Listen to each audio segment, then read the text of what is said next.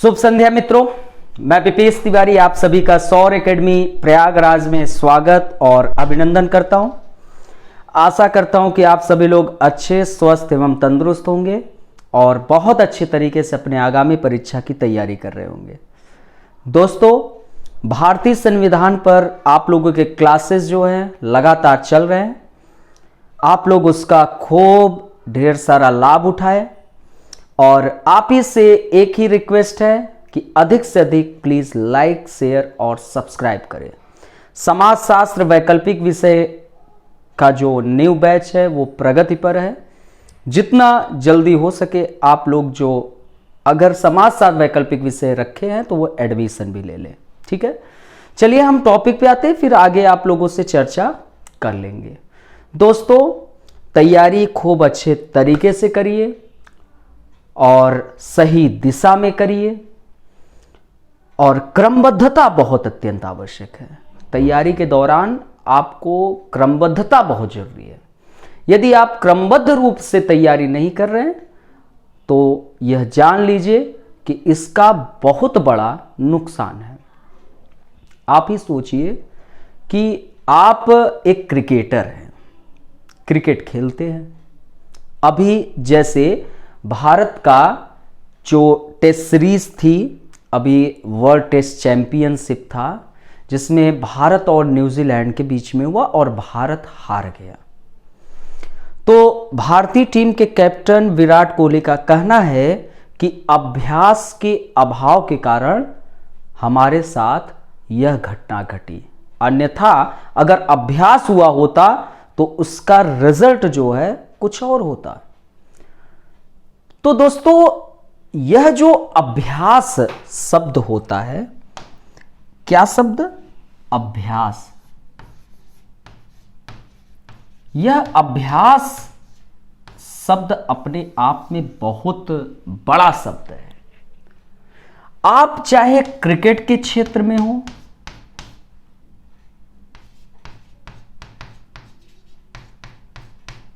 आप चाहे फुटबॉल के क्षेत्र में हो, आप चाहे कंपटीशन एग्जाम की तैयारी कर रहे हो, ठीक है, हर एक क्षेत्र में अभ्यास जो होता है वो बहुत बड़ी भूमिका निभाता है।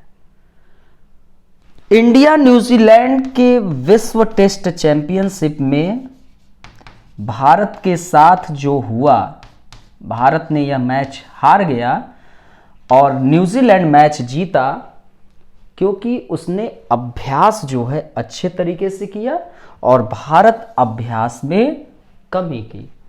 मैच भारत में था नहीं, वह मैच विदेश में था और आपको अभ्यास करने का समय नहीं मिल पाया और आपने मैच हार गया। तो ऐसे आप यूपीएससी एग्जाम की तैयारी कर रहे हो, यह छोटा मोटा एग्जाम तो है नहीं, पूरे ऑल इंडिया के सबसे कठिन एग्जाम में आप बैठे हैं। और यहां पर अगर आप सिलेबस को ध्यान में नहीं रखा, आपने सिलेबस को बिल्कुल निगलेक्ट किया, जो आ रहा है पढ़े जा रहे हो। जैसे कुछ लोग होते हैं, कुछ भी मिला भकाभक खाए जा रहे हैं। खाओ, खूब खाओ, पता चला तबीयत खराब हो गई, 10 दिन पे बेड रेस्ट। तो आपको सिलेबस के आधार पर तैयारी करनी, उससे बाहर आपको जाने की आवश्यकता ही नहीं है, चाहे उससे कितना भी बड़ा लाभ मिले, बिल्कुल छोड़ दो। रिवीजन मस्ट है। सिलेबस के अनुसार जो चैप्टर पढ़ रहे हैं उस चैप्टर से संबंधित आप बहुविकल्पी प्रश्न हो या आपके रिटन एग्जाम के जो मुख्य परीक्षा के प्रश्न हो, वॉच करो, देखो कि उस चैप्टर से यूपीएससी ने किस किस टाइप से प्रश्न आपसे पूछा और बहुविकल्पी प्रश्न में कैसे पूछ रहा है।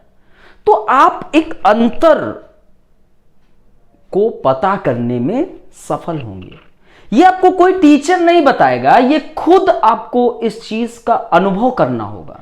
एग्जाम आपको देना है, एग्जाम आपको निकालना है, सफल आपको होना है, तो यह करना ही पड़ेगा आपको।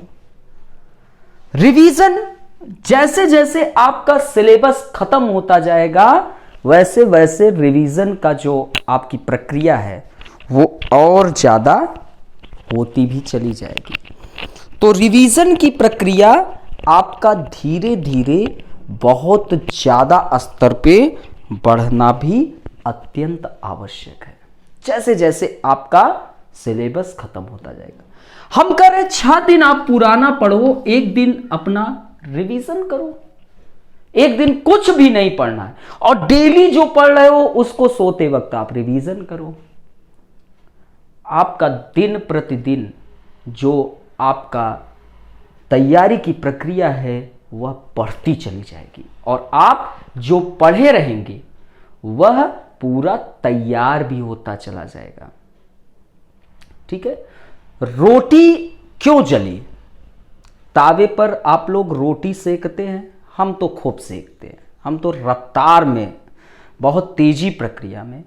तो रोटी सभी लोग बनाते हो, जो भी बनाता हो, काफी लोग नहीं बनाते होंगे, लेकिन तावे पर रोटी रखी गई, अगर उसको पलटे नहीं तो वो जल जाएगी और जली रोटी आप तो खाएंगे नहीं, उसको फेंक देंगे। तो दोस्तों विद्या जो आप ग्रहण करते हैं वो क्यों आपसे गायब हुआ? क्योंकि आपने उसका रिवीजन नहीं किया। याद रखिए ये चीज। आपका ज्ञान कोरा कागज है, उसमें बिल्कुल प्लेन है पेज। मैं मान रहा हूं आप शून्य की स्थिति पे हैं, लेकिन शिखर की स्थिति पे भी तो पहुंचा जाता है। तो उस कोरे कागज में लगातार ज्ञान भरो, रिवीजन करो, आप लक्ष्य को हासिल कर लोगे। ठीक है। यू कैन विन, आप जीत सकते हो, लेकिन लक्ष्य ओरिएंटेड तैयारी करना शुरू करो।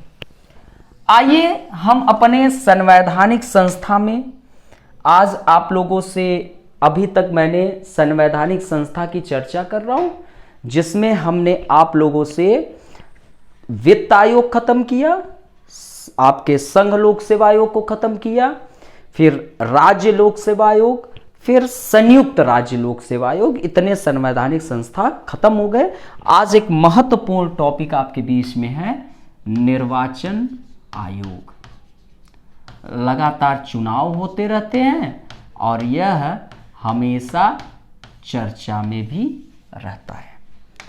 क्या? निर्वाचन आयोग।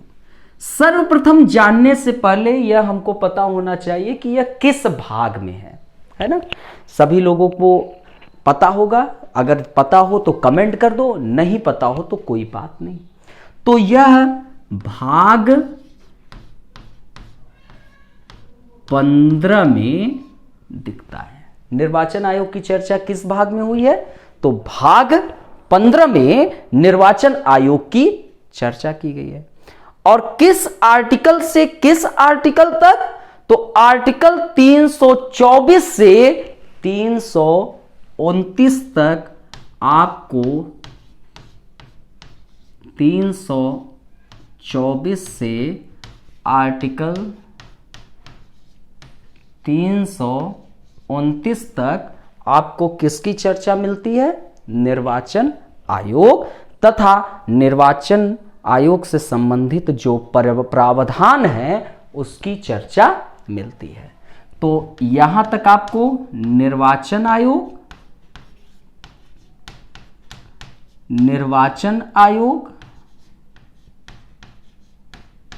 और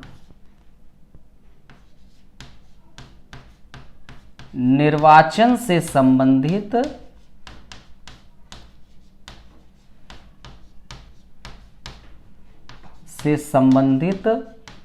प्रावधान की चर्चा मिलती है। ठीक है। हम लोग इस वक्त क्या चर्चा कर रहे हैं? तो संवैधानिक प्रावधान, निर्वाचन आयोग के जो भी संवैधानिक प्रावधान है हम लोग उसकी चर्चा कर रहे हैं।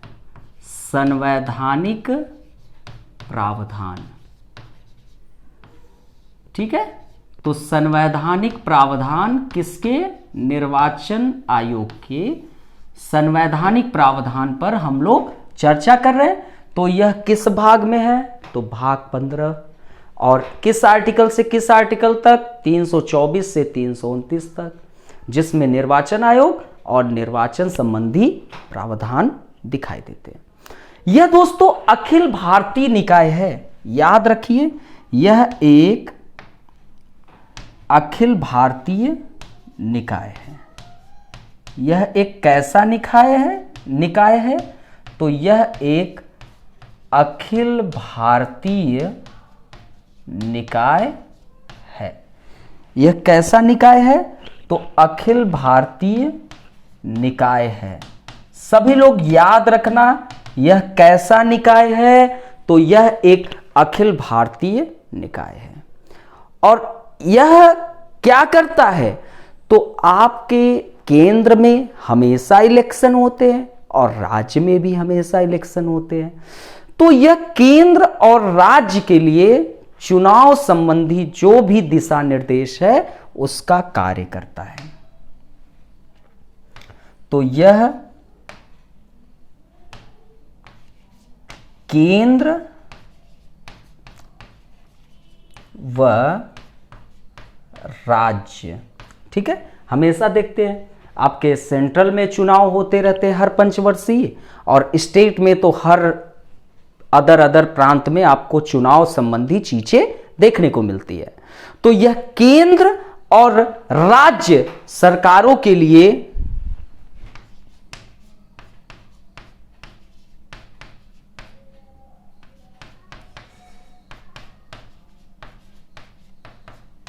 चुनाव संबंधी दिशा निर्देश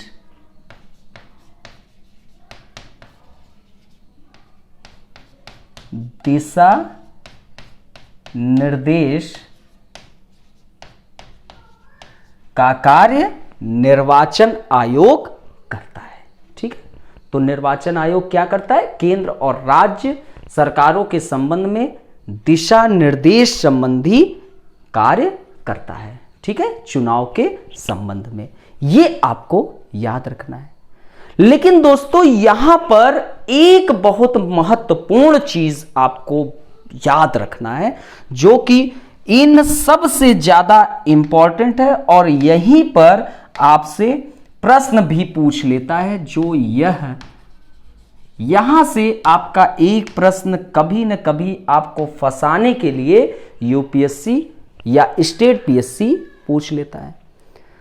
आपको पता है कि पंचायत और जो नगर निगम के चुनाव होते हैं उस के लिए क्या चुनाव आयोग कार्य करता है? कुछ जो राज्य में होने वाले पंचायत व निगम चुनाव हैं उससे क्या चुनाव आयोग का कोई संबंध है?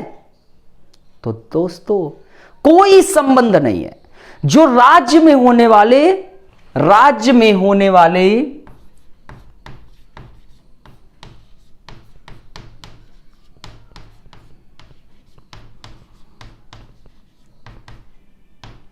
पंचायत व निगम चुनाव, अभी देखा यूपी में बहुत बड़े स्तर पे पंचायत चुनाव हुआ, जहां पर राज्य सरकार की कई तरह से आलोचना भी देखने को मिली, क्योंकि तमाम अध्यापकों की मृत्यु जो है इस चुनाव के दौरान जो उनको मतलब कि इलेक्शन की जो काउंटिंग होती उसमें लगाया गया था, तो बड़ी आलोचना हुई थी। वो अलग चीज हो गई, बस थोड़ा बहुत हमने बता दिया। तो यूपी में अभी चुनाव हुआ, तो ये अब आपको जानना अत्यंत आवश्यक है कि राज्य में होने वाले जो पंचायत व निगम चुनाव से चुनाव आयोग का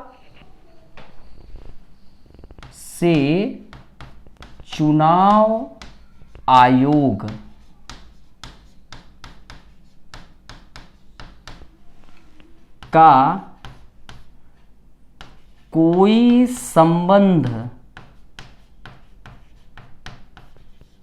है या नहीं? तो नहीं है, याद रखना, ठीक है। तो यहां पर क्या है? तो पंचायत व निगम चुनाव से चुनाव आयोग का कोई संबंध नहीं है। ये आप याद रखना, बहुत महत्वपूर्ण चीज है। ठीक है, ये चीज आपको याद रखना है। और दोस्तों, इसके लिए भारत के संविधान में अलग राज्य निर्वाचन आयोग की व्यवस्था की गई है।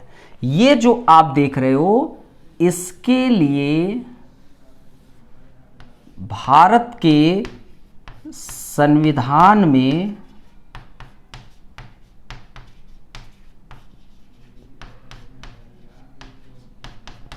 अलग से राज्य निर्वाचन आयोग की व्यवस्था की गई है। ये इंपॉर्टेंट था, आपको याद रखना है। ठीक है, तो राज्य में होने वाले पंचायत व निगम चुनाव, जो आपके निगम चुनाव होते हैं, उससे चुनाव आयोग का कोई संबंध नहीं है। ठीक है, इनके लिए भारतीय संविधान में अलग से राज्य निर्वाचन आयोग की व्यवस्था की गई है। अब हम आते हैं आयोग की संरचना में, कि इस निर्वाचन आयोग की संरचना कैसी है, हम उस पर आते हैं। ठीक है, निर्वाचन आयोग की जो संरचना है, हम लोग अब इस टॉपिक पर चर्चा करेंगे कि निर्वाचन आयोग की संरचना कैसी है। तो दोस्तों, निर्वाचन आयोग में कितने मुख्य चुनाव आयुक्त होंगे? सभी लोग कमेंट करें, कितने मुख्य चुनाव आयुक्त होंगे? ठीक है, सभी लोग अपना कमेंट करिए जिनको पता हो। तो कितने मुख्य चुनाव आयुक्त होंगे?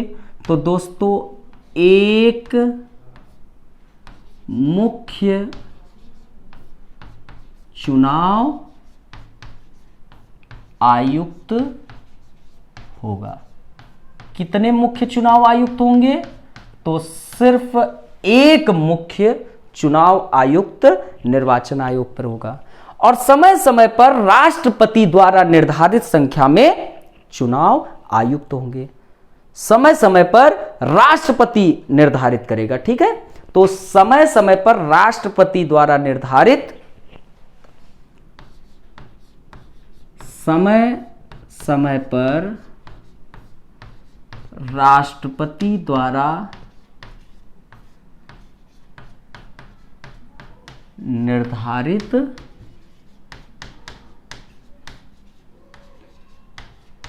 चुनाव आयुक्त होंगे। ठीक है, ये आप याद रखिए। अर्थात कि निर्वाचन आयोग में एक मुख्य चुनाव आयुक्त होगा और समय समय पर राष्ट्रपति द्वारा निर्धारित संख्या में चुनाव आयुक्त होंगे। ठीक है, अब दोस्तों, वर्तमान में निर्वाचन आयोग में कितने सदस्यीय संस्था है? कोई को पता है वर्तमान में निर्वाचन आयोग कितने सदस्यीय संस्था है? अब आपसे यह प्रश्न पूछ सकता है स्टेट पीएससी में, यूपीएससी में हो सकता है मिलान वाले में पूछ ले, राइट? तो वर्तमान में निर्वाचन आयोग, किसी को पता है तो बताएं, वर्तमान में निर्वाचन आयोग कितने सदस्यीय आपका संस्था है? किसी को पता हो तो बताएं। वर्तमान में, 1 मिनट, वर्तमान में एक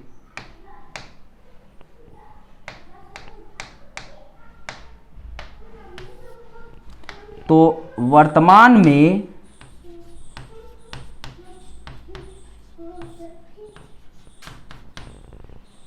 निर्वाचन आयोग, सॉरी अब तुम पीटे जाओगे, वर्तमान में निर्वाचन आयोग कितने सदस्यीय संस्था? तो 3 सदस्यीय संस्था है। ठीक है, 3 सदस्यीय संस्था है। अब 3 सदस्यीय संस्था आपका निर्वाचन आयोग है, तो इसमें कितने आपके मुख्य चुनाव आयुक्त होंगे? तो एक जो है इस 3 सदस्यीय में एक आपका मुख्य चुनाव आयुक्त होगा। एक क्या होगा? मुख्य चुनाव आयुक्त होगा, राइट। तो एक आपका मुख्य चुनाव आयुक्त, इस 3 सदस्यीय में एक मुख्य चुनाव आयुक्त होगा। और इसके अलावा इसमें 2 अन्य सदस्य मौजूद रहेंगे, ठीक है। तो वर्तमान में निर्वाचन आयोग 3 सदस्यीय संस्था के रूप में आपके समक्ष विद्यमान है। इसमें एक आपका मुख्य निर्वाचन आयुक्त, ठीक है, एक मुख्य निर्वाचन आयुक्त, यहां पर निर्वाचन लिख लीजिए। एक आपका मुख्य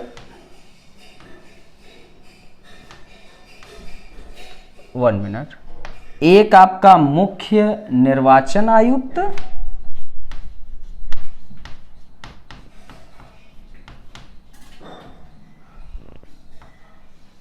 और 2 अन्य सदस्य, ये याद रखना, ठीक है। तो एक आपका मुख्य चुनाव आयुक्त, वही है, कोई दिक्कत नहीं, लेकिन निर्वाचन आयुक्त लिख दे रहे हैं। तो संरचना में हमने आपको क्या क्या बताया? तो आपके संरचना में एक मुख्य चुनाव आयुक्त होगा, समय समय पर राष्ट्रपति द्वारा निर्धारित यहां पर चुनाव आयुक्त होंगे। वर्तमान में निर्वाचन आयोग कितने सदस्यीय संस्था है? तो 3 सदस्यीय संस्था है, जिसमें एक आपका मुख्य निर्वाचन आयुक्त और 2 अन्य सदस्य हैं। अब दोस्तों, मुख्य चुनाव आयुक्त व अन्य जो निर्वाचन आयुक्त है, ठीक है, आपके ये जो दिख रहे हैं, इनकी नियुक्ति कौन करेगा? ठीक है, तो इनकी नियुक्ति कौन करेगा? तो ये आपको पता होना चाहिए। इनकी नियुक्ति जो है वह आपके राष्ट्रपति जी करेंगे। कौन? राष्ट्रपति। ये याद रखिए, ठीक है, ये आपके काम की चीज है, ठीक है। तो जो आपके मुख्य निर्वाचन आयुक्त हैं एवं अन्य जो निर्वाचन आयुक्त हैं, जो 2 अन्य सदस्य हैं, उनकी नियुक्ति कौन करता है? तो राष्ट्रपति करता है।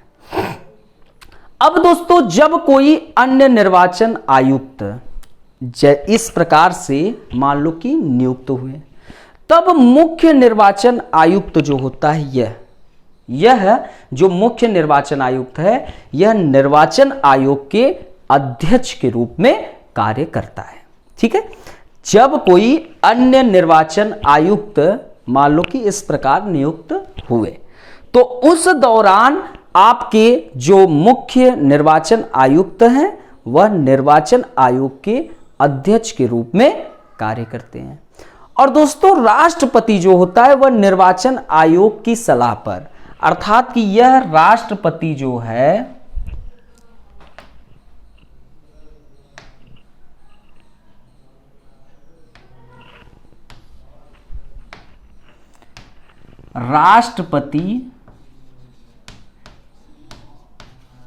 किसके सलाह पर?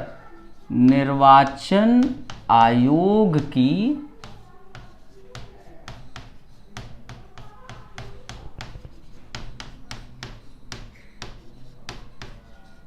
सलाह पर। राष्ट्रपति किसकी सलाह पर? तो आपके निर्वाचन आयोग की सलाह पर प्रादेशिक आयुक्तों की नियुक्ति कर सकता है। किसकी? प्रादेशिक आयुक्तों की, प्रादेशिक आयुक्तों की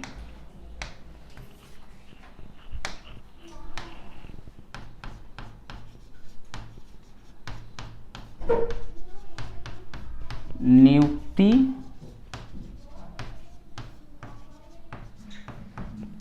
कर सकता है। तो राष्ट्रपति को कौन सलाह देगा? निर्वाचन आयोग देगा, और उसकी सलाह पर क्या होगा? प्रादेशिक आयुक्तों की नियुक्ति की जाती है। अब जिसे वह निर्वाचन आयोग की सहायता के लिए आवश्यक समझे, ठीक है, जिसे राष्ट्रपति निर्वाचन आयोग की सहायता के लिए आवश्यक समझे, वह प्रादेशिक आयुक्तों की क्या कर सकता है? नियुक्ति कर सकता है। ये आप याद रखना, ठीक है। और दोस्तों, निर्वाचन आयुक्त व क्षेत्रीय आयुक्तों की जो सेवा शर्तें और कार्यकाल है, ठीक है, तो आपके कौन? निर्वाचन आयुक्त,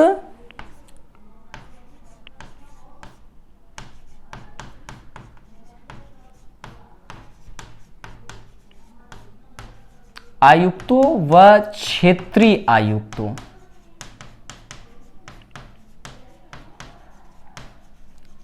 ठीक है। तो निर्वाचन आयुक्तों व जो आपके क्षेत्रीय आयुक्त हैं, उनकी सेवा शर्तों और कार्यकाल का निर्धारण, उनके सेवा शर्तें व कार्यकाल का निर्धारण कौन करता है? किसी को पता है? तो वह राष्ट्रपति महोदय जी करते हैं, ठीक है। तो ये आपको सारी चीजों की जानकारी होनी चाहिए। अब कुछ आप नोट करके लिखिए,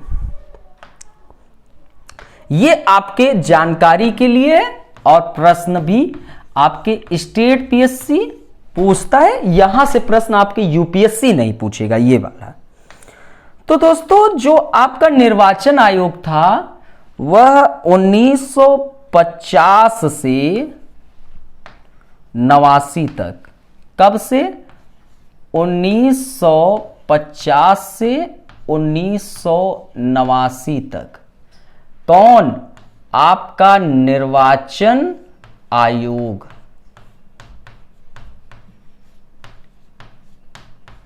यह कितने सदस्यीय था? तो एक सदस्यीय था। यह कैसी निकाय थी? निर्वाचन आयोग। तो एक सदस्यीय निकाय थी, एक सदस्यीय निकाय थी।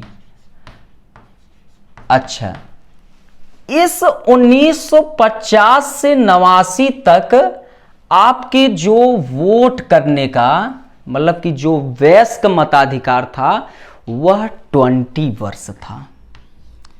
हर एक 21 वर्ष का व्यक्ति सरकार का चुनाव करता था। लेकिन उसी दौरान 61वां कॉन्स्टिट्यूशनल अमेंडमेंट 1989 आया, ठीक है। तो कौन सा? 61वां संविधान संशोधन, 61वां कॉन्स्टिट्यूशनल अमेंडमेंट 1989 के द्वारा क्या किया गया? जो मतदान की आयु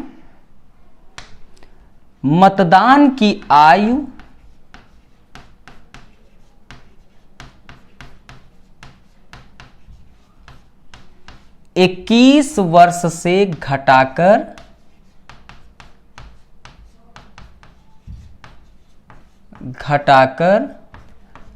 18 वर्ष कर दिया गया।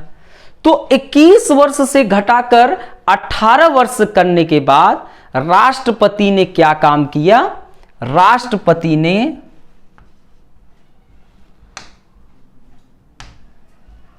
राष्ट्रपति ने दो अन्य निर्वाचन आयुक्तों की नियुक्ति की। आयुक्तों की नियुक्ति की गई। तो अब आयोग कितने सदस्यीय निकाय हो गया? तो 3 सदस्यीय हो गया। लेकिन दोस्तों इस दौरान अब आयोग जब 2 अन्य निर्वाचन आयुक्तों की नियुक्ति हो गई तो निर्वाचन आयोग 1989 में 3 सदस्यीय हो गई। 1950 से 1989 तक तो ये 1 सदस्यीय था और उस दौरान आपके जो मतदान की आयु थी वह 21 वर्ष थी, मतदान की आयु। लेकिन फिर 61वां कॉन्स्टिट्यूशनल अमेंडमेंट 1989 आया और उसके द्वारा मतदान की आयु 21 वर्ष से घटाकर 18 वर्ष कर दी गई। अब राष्ट्रपति ने क्या काम किया? निर्वाचन आयोग में 2 अन्य निर्वाचन आयुक्तों की नियुक्ति कर दी गई। लेकिन 1990 में पुनः निर्वाचन आयोग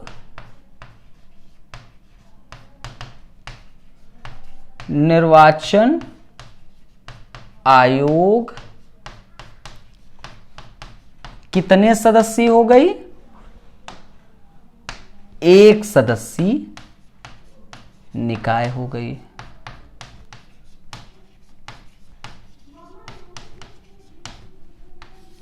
ठीक है, पुनः निर्वाचन आयोग कितने सदस्यीय निकाय हो गई? 1 सदस्यीय निकाय हो गई। लेकिन 1993 में 1 मिनट, लेकिन 1993 में इसे पुनः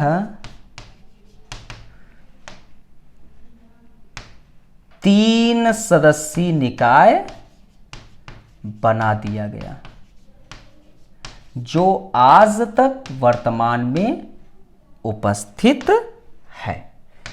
ठीक है, पुनः आपका 3 सदस्यीय निकाय बना दिया गया और जो आज वर्तमान में उपस्थित भी है। तो ये आपके नोट करके आपके नॉलेज के लिए यह चीज बताया गया। अब इसके पदच्युत करने की कुछ विधियां हैं, वो जानते हैं। ठीक है, स्क्रीनशॉट लेना हो ले लीजिएगा। अब हम लोग जानते हैं इसके पदच्युत करने की विधियां।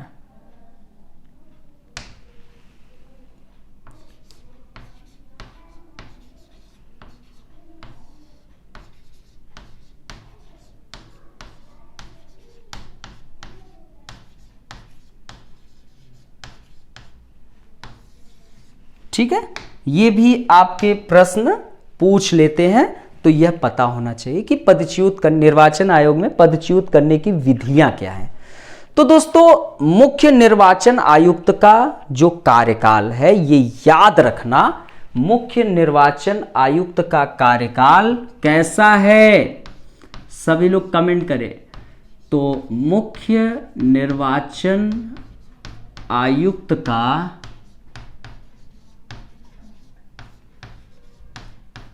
कार्यकाल जो होता है दोस्तों, वह निश्चित होता है।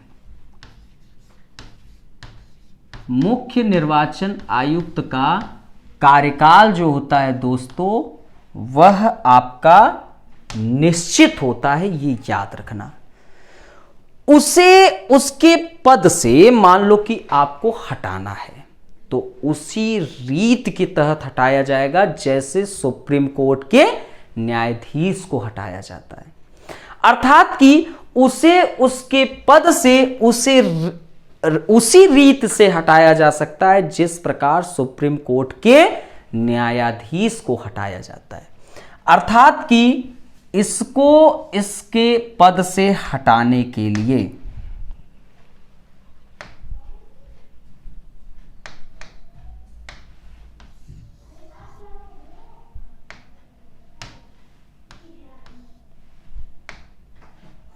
इसको आपको क्या काम करना है? पद से हटाना है। तो इसको पद से हटाने के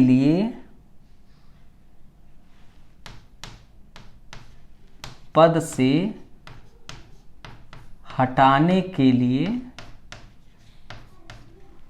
उसी रीति को फॉलो करना होगा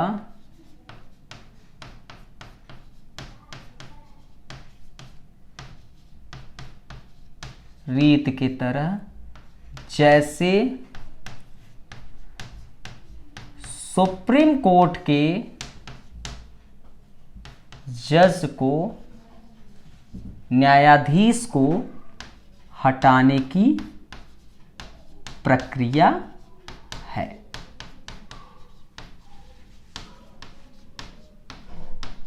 राइट? तो आप ये याद रखना, मुख्य निर्वाचन आयुक्त का कार्यकाल निश्चित है, उसको उसके पद से हटाने के लिए आपको उसी रीति का पालन करना होगा जिस प्रकार सुप्रीम कोर्ट के न्यायाधीश को हटाया जाता है। राष्ट्रपति द्वारा कदाचार व दुर्व्यवहार का दोषी पाया जाने पर, ठीक है, ये याद रखना। ठीक है, तो राष्ट्रपति द्वारा यह जो प्रक्रिया होगी,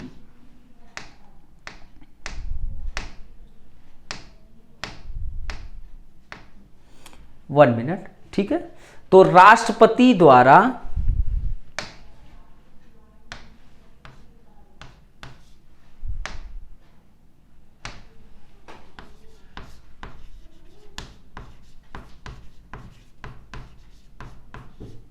किस पर? कदाचार व दुर्व्यवहार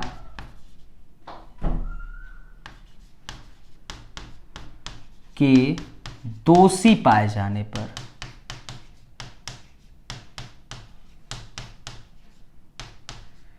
यदि राष्ट्रपति को लगा कि कदाचार व दुर्व्यवहार का दोषी है, तब इसको इसके पद से हटाने के लिए किस रीति का पालन करना पड़ेगा? उस रीति का पालन करना पड़ेगा जैसे सुप्रीम कोर्ट के न्यायाधीश को हटाने की प्रक्रिया है। याद रखें कि भारत में निर्वाचन आयुक्त राष्ट्रपति के प्रसाद पर्यंत पद धारण नहीं करते। यह इंपॉर्टेंट चीज है, याद रखना, नोट कर लो कि भारत में निर्वाचन आयुक्त राष्ट्रपति के प्रसाद पर्यंत पद धारण नहीं करते हैं। तो यह जो पद धारण किया है,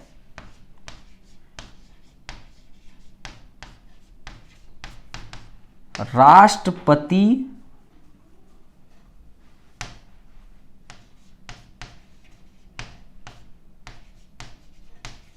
प्रसाद पर्यंत पद धारण नहीं करता है, ये याद रखना। राइट? तो भारत में निर्वाचन आयुक्त राष्ट्रपति प्रसाद पर्यंत पद धारण नहीं करता है। अन्य निर्वाचन आयुक्तों या जो प्रादेशिक आयुक्त हैं, उनको मुख्य निर्वाचन आयुक्त के सिफारिश पर ही आप पद से हटा सकते हैं, अन्यथा नहीं। जो आपके अन्य 3 सदस्य है तो उसमें 2 अन्य सदस्य हैं। अब उन 2 अन्य सदस्य को पद से हटाना है, ठीक है।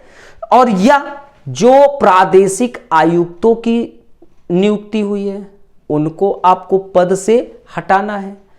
तो मुख्य निर्वाचन आयुक्त जो ये हैं, इनसे आपको क्या करना पड़ेगा? तो इन मुख्य निर्वाचन आयुक्त की सिफारिश पर ही उनको हटाया जा सकता है, अन्यथा बिल्कुल भी नहीं हटाया जा सकता है। राइट? किसी को कोई दिक्कत हो तो कमेंट कर लेना।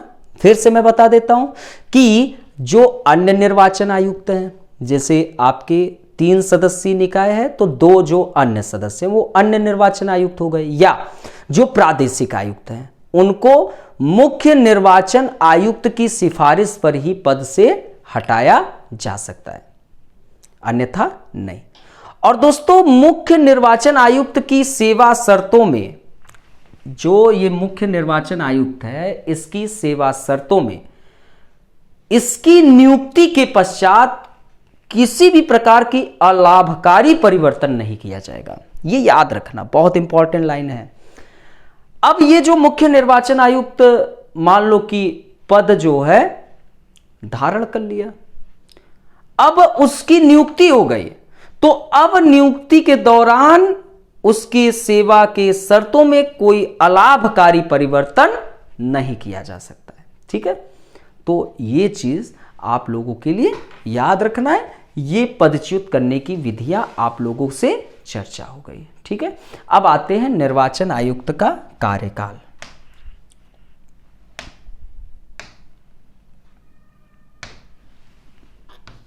ये अब आपका लास्ट टॉपिक है, आयुक्त का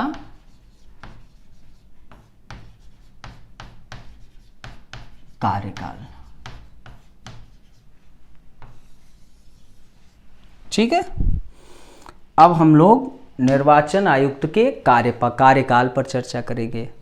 तो याद रखना, जो मुख्य निर्वाचन आयुक्त है वह अन्य निर्वाचन आयुक्त है, इनका कार्यकाल मुख्य निर्वाचन आयुक्त व अन्य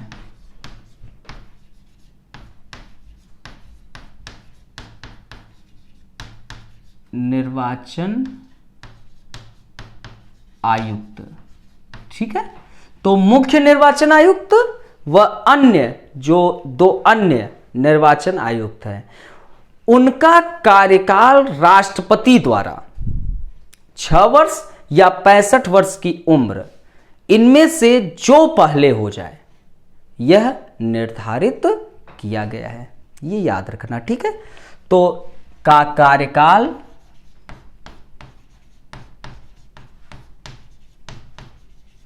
राष्ट्रपति द्वारा 6 वर्ष या 65 वर्ष, इनमें जो पहले, ठीक है, इनमें जो पहले निर्धारित किया गया है, याद रखना। तो मुख्य निर्वाचन आयुक्त व अन्य निर्वाचन आयुक्त का कार्यकाल राष्ट्रपति द्वारा 6 वर्ष या 65 वर्ष की उम्र तक, इनमें से जो पहले, वह निर्धारित है। अब निर्वाचक नामावली तैयार करना किसका कार्य है? तो निर्वाचक नामावली तैयार करना निर्वाचन आयोग का कार्य है। तो निर्वाचन आयोग क्या करेगा? निर्वाचक नामावली तैयार करता है। निर्वाचक नामावली तैयार करना किसका कार्य है? तो यह निर्वाचन आयोग का है। फिर जो मतदाता होते हैं, जो योग्य मतदाता हैं, उनको पंजीकृत करने का भी कार्य निर्वाचन आयोग का है। तो योग्य मतदाताओं को पंजीकृत करना, योग्य मतदाताओं को पंजीकृत करना, यह किसका काम है? तो यह निर्वाचन आयोग करता है। और दोस्तों, निर्वाचन क्षेत्र का परिसीमन या सीमांकन का कार्य किसका है? निर्वाचन आयोग का है। तो निर्वाचन क्षेत्र का परिसीमन या हम कहें सीमांकन, अर्थात कि सीमा क्षेत्र को निश्चित करना, यह किसका कार्य है? निर्वाचन आयोग का है। तो निर्वाचन क्षेत्र का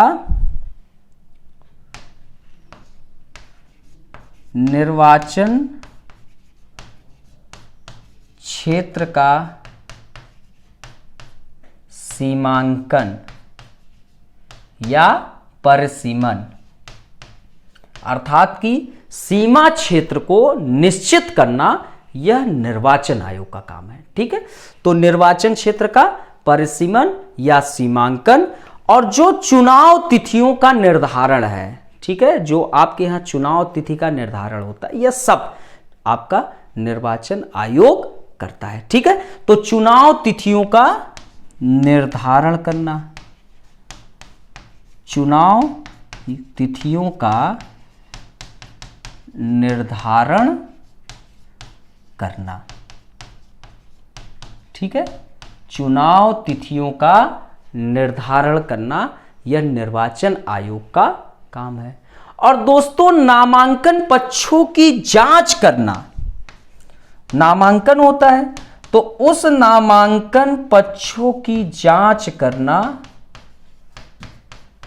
यह भी निर्वाचन आयोग का कार्य है। ठीक है, देखिए इन सबको मिलान करके प्रश्न पूछ लेता है। ठीक है, तो निर्वाचन आयोग के संबंध में आपको 3 दे दिया, चौथा गलत दे दिया, अब आपको चुनाव करना है, तो ये आप समझ जाइए। ठीक है, तो निर्वाचक नामावली तैयार करेगा, योग्य मतदाताओं को पंजीकृत करेगा, निर्वाचन आयोग जो क्षेत्र है उसको सीमा क्षेत्र निश्चित करेगा, सीमांकन करेगा, चुनाव तिथियों का निर्धारण करेगा और नामांकन पक्षों की जांच करेगा।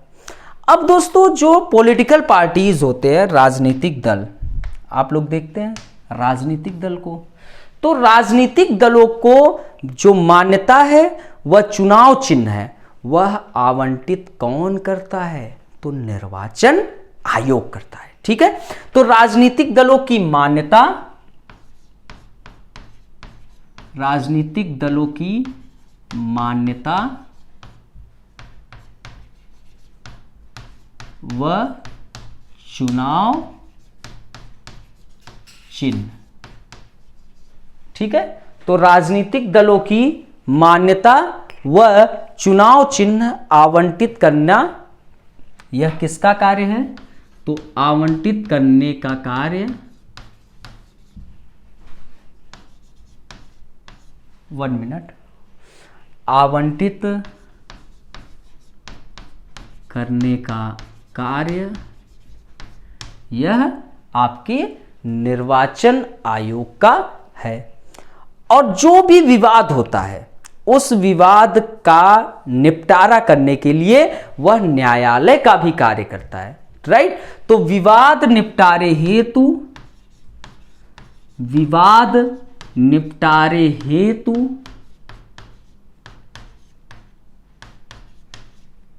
न्यायालय का कार्य करना, याद रखिए बहुत इंपॉर्टेंट लाइन है, इसको मैं अंडरलाइन भी कर दे रहा हूं, ये याद रखने की चीज है। ठीक है, हो सकता है आप भूल जाएं तो अब ना भूलना। तो राजनीतिक दलों की मान्यता व चुनाव चिन्ह आवंटित करने का कार्य निर्वाचन आयोग, विवाद कोई हो गया अब उसको निपटारा करना है तो उस रूप में वह न्यायालय का भी कार्य करता है।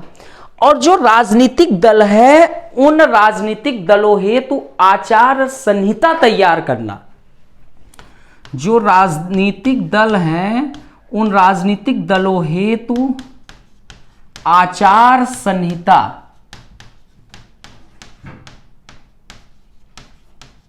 आचार संहिता तैयार करना, यह आपके निर्वाचन आयोग का कार्य है।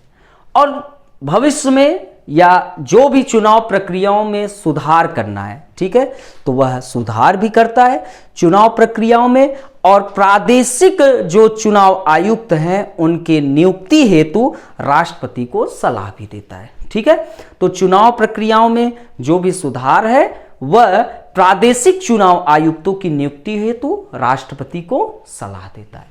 यहीं पर आपके निर्वाचन आयोग समाप्त हो गया। सभी को समझ में आया? कोई दिक्कत? आप समझ लीजिए कि आप लोगों को पढ़ा रहे हैं लेकिन सामने से ये जो चैनल है जिनके नाम से है सौर्य जी, इतना फ्रस्ट्रेट कर रहे हैं, इतना कि पूछो मत। पूरा राउंड चक्कर लगा रहे हैं कि जल्दी से मुझे स्टेज पे लाए। आइए भैया, आ जाइए, इधर आ जाइए। अच्छा अच्छा अच्छा, थोड़ा ये नीचे करेंगे ताकि इनका जो चेहरा है पूरा दिखे। हमको भी तो नीचे होना पड़ जाएगा तब। आओ आओ आ जाओ। इनको अच्छा, इनको नमस्कार। चलो चलो बोलो। मैं भी एक बात बोलना चाहता हूँ कब से कि अब ये जो आप देख रहे हैं तो मेरे पापा का यूट्यूब चैनल देख रहे हैं सचिन, हाँ, तो इनका भी देख रहे हैं। तो आप सोच रहे होंगे कोई भी क्लासेस आती है तो ऐड भी आता है, तो ये चिंता ना करिए, जल्द से जल्द ऐड आएगा ना भैया, ऐड आएगा। लेकिन थोड़ा सा समय और लाइक और शेयर करना ना भूलिए। अर्थात इनका कहना है कि खूब लाइक शेयर और सब्सक्राइब चैनल पे होना चाहिए। हाँ। और जो 4000 घंटे में 1000 घंटे बाकी है तो उसमें आप लोगों का योगदान जो है बहुत ज़्यादा से ज़्यादा आपका रहेगा। तो जल्दी से जल्दी जो सौर एकेडमी प्रयागराज है वो अपना ऐड भी करने लगेगा, ऐसा कहना है सौर्य? यस। और जो सौर्य है बहुत ही एक्टिव बच्चा है, और जिस उम्र में हम लोग मिट्टियों से खेलते थे, ये आज टेक्नोलॉजी से खेल रहे हैं। और जो भी रिकॉर्डिंग है हमारा, यह सब कुछ सौर्य जी करते हैं। ठीक है, अब समझ लीजिए कि हम मिनिमम, मतलब कि जो एक प्रशासक का लक्षण होता है मितव्ययिता, जो एक प्रशासक का लक्षण होता है मितव्ययिता, अर्थात कि कम रिसोर्सेज में मैक्सिमम प्रॉफिट देना, तो यह कार्य जो है हम बहुत अच्छे तरीके से करते हैं। अब जो सौर्य है ये टेक्नोलॉजी में एक्सपर्ट हो गए। अब एक्सपर्ट हो गए तो यह जो है सब कुछ कार्य कर लेते हैं, बहुत अच्छा एडिटिंग भी करते हैं, बहुत शानदार। और ज़्यादा से ज़्यादा अभी इनकी बहुत ज़्यादा उम्र भी नहीं है, और इस उम्र में एक्टिव होना ये शानदार है। और न्यू एजुकेशन पॉलिसी जो आपकी आई कस्तूरी रंगन समिति की रिपोर्ट के तहत, तो दोस्तों वो न्यू एजुकेशन पॉलिसी में कुछ इसी तरीके से बदलाव भी किया गया है ना। तो जो आपके फार्मूला हैं उस फार्मूले के तहत अब लोगों को टेक्नोलॉजी, फॉरेन लैंग्वेज, ये सभी चीज़ें उनको सिखाई जाएगी ताकि वह एक्टिव हो सके और डिजिटल रूप से अपने कार्य को संपन्न करे। राइट। अब देखिए सौर्य जी आप लोगों को एक गाना सुनाएंगे, और हम चाहते कि जरूर गाना सुनाएं, क्योंकि हम जब भी ये आते हैं तो हम इनको गाना सुनना बड़ा पसंद करते हैं। सुनाओ। Okay. Miss Polly had a dolly, Miss Polly had a dolly who was sick, sick, sick, who was sick, sick, sick. So she called for the doctor, she called for the doctor to come quick, quick, quick, to come quick, quick, quick. The doctor came with her bag and her hat. And she knocked on the door, and she knocked on the door with the rat-a-tat-tat-tat, with the rat-a-tat-tat-tat. She looked at the dolly, she looked at the dolly, and she shook her head. Then she shook her head. She looked at the dolly, she looked at the dolly, put her straight to bed. लेकिन मैंने आपको एक मेरे इतना प्यारा सा गाना बनाया, मैं गाना चाहता हूँ, ये हमारे सब प्यारे देश के लिए सब। चलो तो एक गाना हो जाए। हाँ, वो हमारे जो हमारे सिपाही थे, मतलब जो हमें प्रोटेक्ट करते थे, वो उनका गाना है, एंड फ्लैग का है। तो चलिए स्टार्ट करते हैं। Hey, all my friend, up the pole my flag is and pink color, saffron, white and green. Hey, all my friend, up the pole my flag is and pink color, saffron, white and green. Sand la la la la la la la la la la la la la la la la la. Sun for saffron, peace a white, green shall grow in everyday night. Buddha teaching in the chakra blue refined us to be humble and true. La la la la la la la la la la la la la la la la la la. Sarnath lion is my emblem, Janagadamana is my anthem. Country is strong and free. La la la la la la la la la la la la la la la la la la. चलिए, thank you सौर्य, बहुत अच्छा। मैं एक बात बोलना और सभी लोगों से थैंक जो यू बोलो। Very very thank you. और मैं आपको एक बात भी, बहुत छोटी सी बात है कि ये जो कुछ लोग हमें जो प्रोटेक्ट करते थे अब वो नहीं रहे हैं, तो इसके थोड़ा माइक प्रॉब्लम, हम उनको सुनना है। ओके, ठीक, तो चलिए, छोटे साहब हैं, चलिए बाय बाय, जाइए। तो फ्रेंड, जो भी आप लोगों के यह निर्वाचन आयोग टॉपिक समाप्त हो गया। सौर्य जी का यह एक, उनके अंदर तमाम प्रकार के छोटे बच्चे हैं ना, तो उनके अंदर तमाम इच्छाएं जागृत होती है, तो कभी भी इच्छाओं को दमन नहीं करना चाहिए। और उनकी इच्छा थी कि भैया आप हमें अपने क्लास में लाइए, तो मैं बिल्कुल आइए। बहुत अच्छी बातें बोला, और अपने देश के सिपाहियों के प्रति जो उसके अंदर प्रेम है उसको भी मैं सैल्यूट करता हूँ। और आप भी ज़रूर उनको हमेशा सम्मान की नज़र से देखिए। बहुत त्याग की भावना से सीमा पर लगे हैं और इस पूरे भूभाग को, जो भारत की मातृभूमि है, उसकी रक्षा कर रहे हैं। राइट। तो दोस्तों, अब आप लोगों के निर्वाचन आयोग समाप्त हो गए। फिर अपने नए लेक्चर पे नए टॉपिक के साथ मिलते हैं। और please like, share and subscribe this channel. Bye bye, take care, I love you.